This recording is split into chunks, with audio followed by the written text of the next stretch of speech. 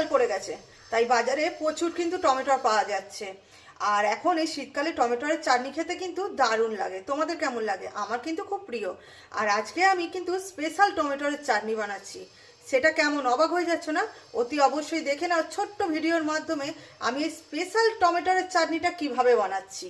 আমি দেখিয়ে দিচ্ছি। এই দেখো, টমেটোগুলোকে ছোট্ট ছোট্ট কুচো কুচো করে কেটে নিয়েছি, আর সাথে নিয়েছি ধনেপাতা। এই দেখো, ধনেপাতাটা কেটে জলে ভিজিয়ে রেখেছি।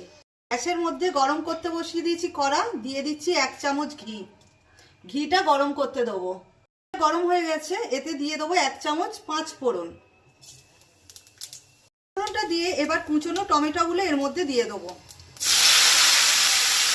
টমেটোটা কিন্তু 5 ফোড়ন দিয়ে যে ঘিয়ের মধ্যে একটু টমেটোটা হালকা করে ভেজে নিতে হবে।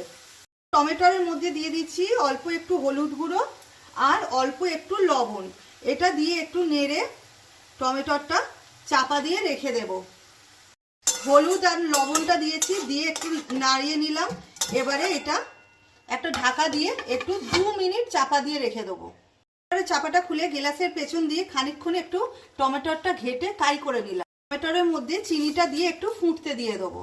টমেটোটা একটু ফুটে গেলে ভিজিয়ে রাখা যে ধনেপাতাটা এটা এর ওপর দিয়ে একটু ফুটিয়ে নিতে হবে। টমেটোর চাটনিটা নামিয়ে নিয়েছি। কেমন দেখতে হয়েছে বলো তো? শুধু দেখলে হবে না, আঙুল চেটে খেতেও হবে। করে ফেলো ছটপট। স্পেশাল টমেটোর চাটনি, দারুণ খেতে, ধনেপাতা দিয়ে টমেটোর চাটনি।